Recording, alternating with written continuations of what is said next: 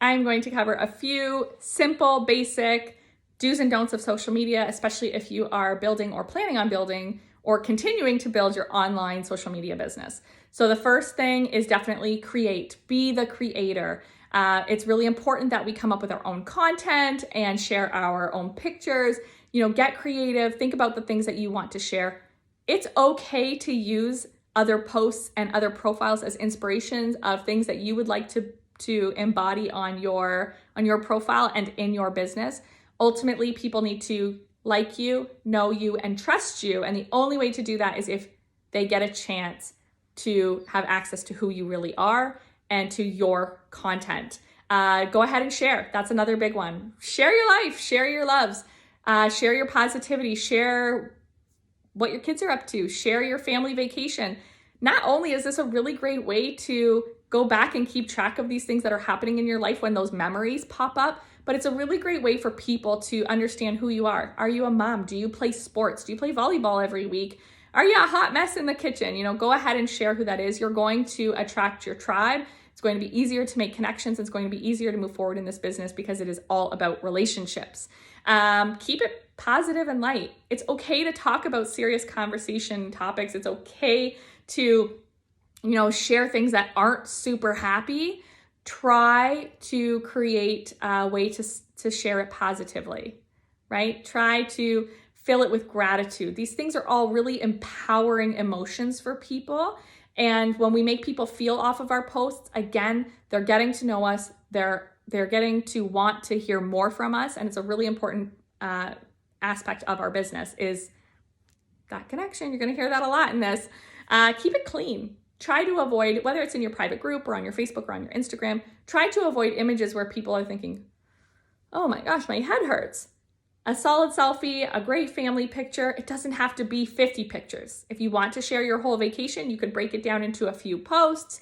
You could do one with 20 images. That's okay. Just try not to keep it throughout your entire feed. Gift games are so much fun. They're great engagement or other engagement posts where you're offering, people want to know, like, hey, I want your opinion. I once did, are you team peanut butter or are you team Nutella? And you could have Googled those images, but instead I put an image of myself with each jar, and it just gives, again, that personal touch. And asking people for their opinions and for their help, huge engagement, big thumbs up on Facebook, lots of rating, lots of comments. So the more comments and engagement that you're getting, the better. Make sure you're replying to all of those comments that come in, all of the likes and love. Say, thanks for commenting on my post. Thanks for loving on my post today. How have you been? Those things connect us on Facebook. Also, if you are sharing images or you want to share something that your company has put out, if you want to share something that another friend of yours took and you're thinking, that's a really awesome picture, it's okay to use that picture provided you okay that, or I'm sure your company's fine with that because you're promoting their products. It's okay to use images that you're finding on Google's and on Pinterest. These are some really great resources, SmugMug. However, what you want to do, instead of saving the image to your phone, you want to screenshot it and then crop out any black or white so to keep that image nice and clean. The reason for the screenshot is because it creates a brand new file, and Facebook has the ability to know if you have saved the file from Google or Pinterest or another profile, and they give you a big thumbs down, right? Because it's copying. It's not clean, original content. Facebook likes people who create. Okay, some don'ts. A big don't is don't copy and paste. Don't copy and paste another post. Don't copy and paste somebody else's words. Not only did that person work really hard, and I'm sure probably wouldn't even care that much if you copy and pasted it. However, it's not doing you any good, no matter how good that post is. If it's not original or personalized in some way, Facebook knows, again, Facebook police, oh my goodness. Facebook knows if you have copied and pasted and that it's not your content, and they don't even give you like one thumbs down. They give you like as many thumbs down as they possibly can, and it doesn't give you a good rating, which means that your content, whether it's new or shared, is dropping to the bottom of the feed and nobody's going to see it.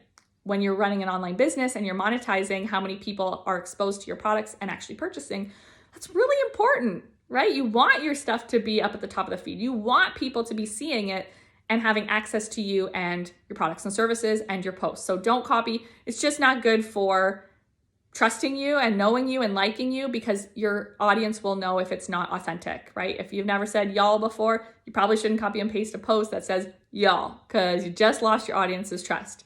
Don't hit the share button. Big no-no. Sharing other people's content goes back to that, like, okay, well, if Lisa can't create her own content, then she's just sharing all this content. People aren't going to really want to be on Facebook when they're just seeing a whole bunch of her shared contents, right? They want to see new, exciting, sharing your life, sharing your loves. Try to avoid trigger words. Trigger words like on sale, message me, like, love, heart, support, order. Anything that kind of triggers that salesy vibe, Facebook has it flagged, and they're going to drop the priority on that post no matter how much engagement it gets.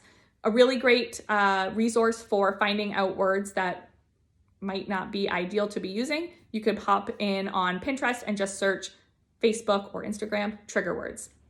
Try to avoid them. Again, you'll get better and better as you go. As you're creating your own content, if you stumble on a word that you're like, I don't know what else to say for that, just go to synonyms on Google, Google synonym like, Google synonym comment, right? And Google will give you some other words that you can use for that.